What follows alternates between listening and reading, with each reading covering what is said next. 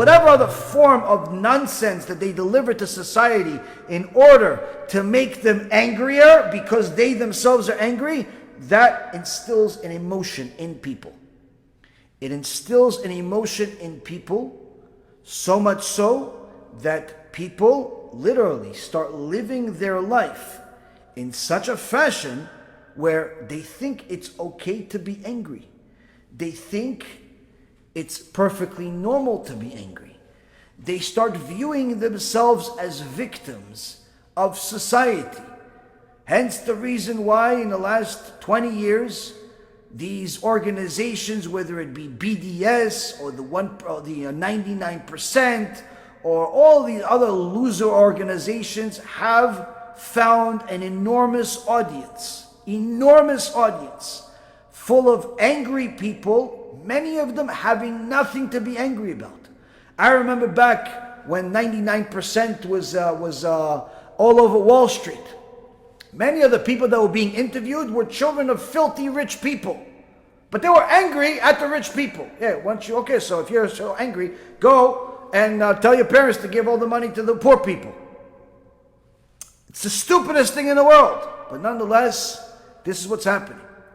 So we see here that when a person listening to something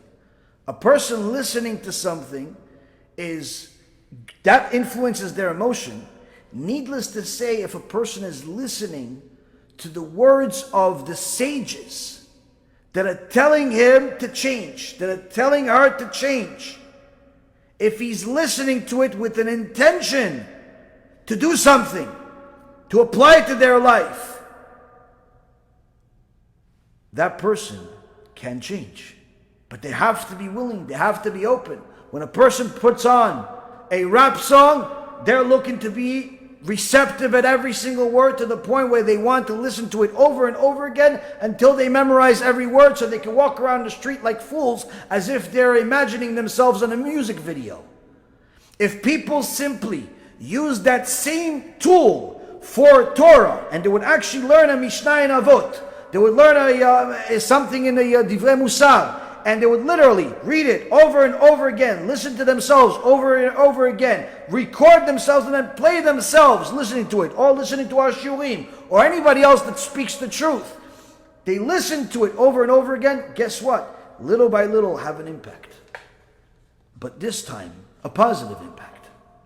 That's why Rav Blazer continues and finalizes and says, and therefore it's good to review the selection of Musar thoughts many times, especially when one encounters a teaching from the sages or a Musar thought that one feels in his soul, that he will be transformed by it as he takes it into the depths of his heart. If he will repeat it fervently several times until it's engraved on his heart, then even when walking outside or while laying on his bed, this teaching will ring in his ears like a bell, never being forgotten. And my master, the Gaon Mivilna, himself studied Musar works with great fervor, in a very sweet voice inspiring sadness, and sometimes he would repeat one portion with fervor countless times, and whoever heard his voice felt his heart melting to water. And even in his later years, at which point it is said about Torah scholars that as they age their understanding deepens, he reached great levels of holiness and his soul was almost stripped of any material. The Gra still did not stop studying and contemplating the books of morality with great fervor, often being reduced to tears. See, here we see, Rabotai, that the way for a person to learn Musar is not just by superficially listening to it or reading it, but rather preparing themselves mentally before they even start with an intention of taking what they learn and applying it to their life and using different tools that are going to help you memorize it. What tools? Tools that will make you emotionally connected to that teaching.